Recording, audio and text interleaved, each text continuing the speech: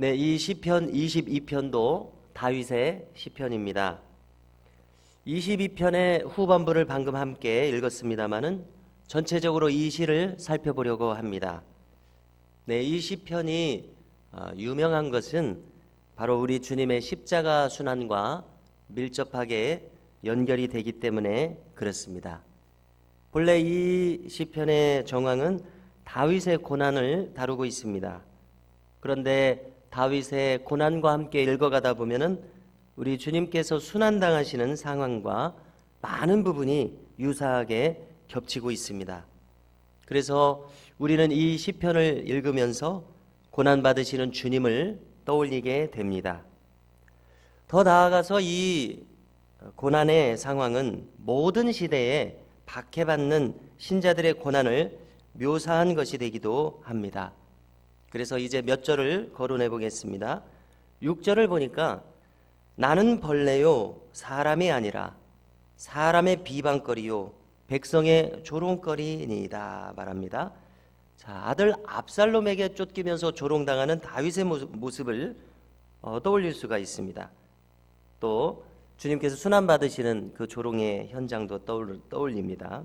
8절을 보니까 그가 여호와께 의탁하니 구원하실 걸 그를 기뻐하시니 건지실 걸 하나이다. 역시 조롱받고 있는 모습입니다. 그렇게 하나님을 잘 믿는다고 하더니 이게 무슨 꼴인가 이렇게 조롱합니다. 예수님 같으면은 그렇게 하나님의 아들이라고 하고 메시아라고 하더니 꼼짝없이 십자가에 못 박혀 있다고 자기나 구원해 보라고 이렇게 조롱하는 상황을 떠올릴 수 있습니다. 무엇보다도 우리가 1절부터 보면은 나의 하나님 어찌 나를 버리셨나이까 이렇게 말합니다. 우리 주님께서 가상 체론을 말씀하시면서 하루 종일 6시간 십자가에 못 박혀 매달려 있으시면서 외치신 말씀이었습니다. 여기는 그 아버지 하나님과 단절되어 있는 모습, 하나님께서 침묵하시는 모습이 나타나 있습니다. 이어지는 2절도 보면은 하나님이 길게 침묵하시는 그러한 상황을 떠올리게 됩니다. 자, 이제 계속 내려가서 16절을 보면은 이렇게 말합니다. 개들이 나를 에워쌌으며 악한 무리가 나를 둘러 내 수족을 찔렀나이다. 역시 다윗의 고백입니다마는 이것은 다윗과 주님을 동시에 떠올리게 합니다. 특별히 개들이라고 지칭을 하고 있습니다. 이어서 악한 무리라고 지칭을 합니다. 다윗이 당한 억울한 고난, 주님께서 받으신 그 불의한 재판, 그때 이 대적들은 물어뜯는 이리와 같은 모습입니다. 여기서 말하는 것처럼 개들과 같은 모습입니다. 저는 이 개들, 이 표현을 이와 유사한 말씀을 나눌 때마다 참 주목하게 되었습니다. 우리가 이 인간 세상을 볼 때 어떤 사람들은 참 금수만도 못한 사람이다 이런 말을 듣는 사람들이 있습니다. 정말 그 행사가 악랄한 사람들이 있습니다. 그런데 성경에서도 그런 사람들을 개들이라고 지칭하는 것이 참 특별하게 생각이 됩니다. 우리가 흔히 쓰는 말 중에서 개 같은 사람이다, 개 같은 사람이라고도 말하지 않고 개라고 말합니다.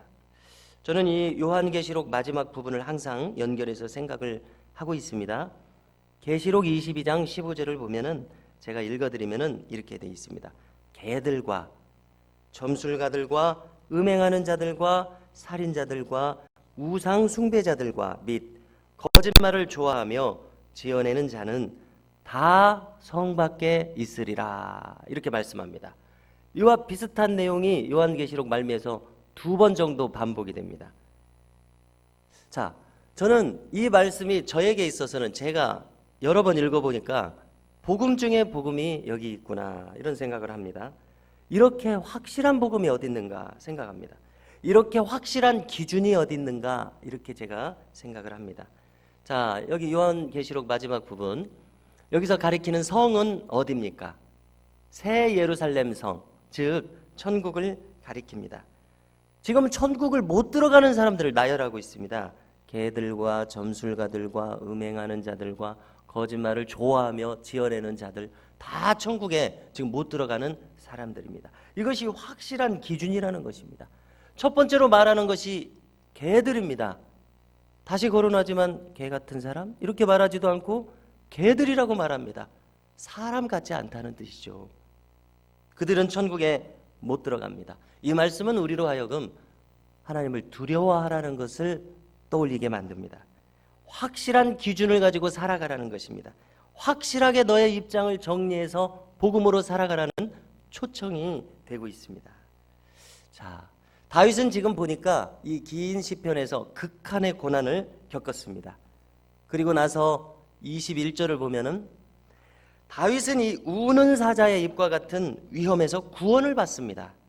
들소의 뿔과 같은 그런 치명적인 위험의 상황에서 그는 구원을 받았습니다.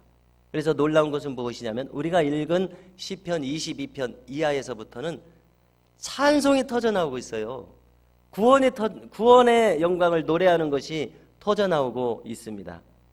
시편 22편 전체를 볼 때는 다윗의 순환과 예수님의 순환을 우리가 깊이 읽게 되지만 오늘 읽은 22절 이하에서부터는 찬송과 영광만 나타나고 있어요. 그러니까 확연하게 다른 시편의 구조입니다. 십자가 다음에 부활의 영광이 오는 것과 비슷하게 느껴집니다.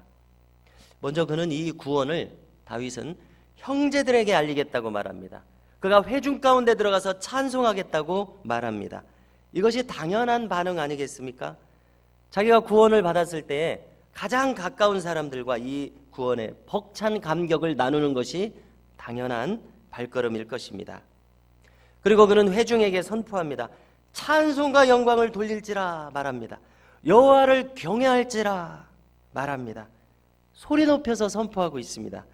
참된 예배 가운데로 들어가는 것을 보게 됩니다. 구원을 노래하는 예배입니다. 이어지는 25절을 보니까 다윗은 이렇게 구원의 큰 기쁨 속에서 노래하면서 자기의 서원을 떠올리고 있습니다. 서원을 떠올려서 그 서원을 하나님 앞에 갚겠다고 말합니다. 어쩌면 이 서원은 성전 건축을 위해서 성전을 짓는 것은 솔로몬이지만 물질을 다윗이 먼저 솔선수범해서 엄청난 물질을 드리는 것을 우리가 읽게 되지 않습니까? 그 서원일 수도 있을 것입니다. 아니면은 이제 이스라엘 나라를 하나님께서 기뻐하시는 나라로 만들겠다는, 하나님께서 통치하시는 나라로 만들겠다는 이 서원을 가리킬 수도 있을 것입니다. 그것이 무엇이든지 간에 다윗은 이제 자신의 서원을 갚겠다고 기쁨 가운데서 자원하는 마음이 되어 결단합니다. 자, 만일 그 서원이 하나님의 왕국을 세워서 잘 다스리겠다는 서원이라면 26절이 실현되도록 할 것입니다. 26절을 찾으셔서 함께 읽겠습니다. 겸손한 자는 먹고 배부를 것이며 여호와를 찾는 자는 그를 찬송할 것이라. 너희 마음은 영원히 살지어다. 아멘. 사람들이 살기 좋은 세상을 만들겠다는 것입니다. 찬송함으로 예배하는 나라. 다윗은 이와 같은 나라를 벅찬 가슴으로 꿈꾸고 있습니다. 자, 그런데 놀라운 것은 이제 다윗의 시선이 이 이스라엘 나라 안에만 머물러 있지 않습니다. 그는 땅의 모든 끝이 여호와께 돌아오며 예배할 것이라고 선언합니다. 선지자의 예언처럼 들리는 선포를 하고 있습니다. 과연 다윗의 말대로 지금 이 자리에서 우리가 이렇게 예배하고 기도하기 위해 나와 있는 것처럼 다른 모든 민족이 주님께 돌아와서 예배하고 찬송하는 역사가 실현되었습니다. 자, 이 시편의 전반부는 다윗이 메시아의 순환을 자신의 순환과 함께 담더니 이 시편의 후반부에서는 다윗이 자신이 통치하려는 포부와 함께 메시아의 통치도 함께 담는 것을 보게 됩니다. 정말 선지자의 역할을 하고 있는 것을 보게 되는 것입니다. 자, 이렇게 다윗이 그리는 모습은 동시에 교회의 모습을 또한 그리고 있습니다.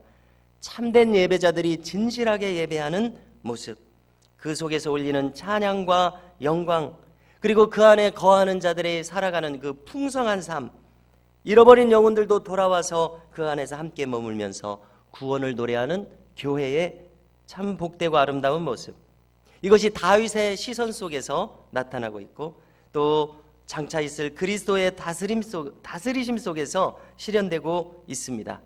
우리가 지금 속한 이 몸된 교회 가운데에도 참된 구원의 역사가 있고 참된 예배의 현장이 일어나고 풍성하게 먹고 마시는 영적으로, 특별히 영적으로 그러나 육적으로도 이렇게 배부르게 되는 역사가 있기를 이 말씀처럼 있게 하실 것을 우리도 꿈꿔야 하겠습니다.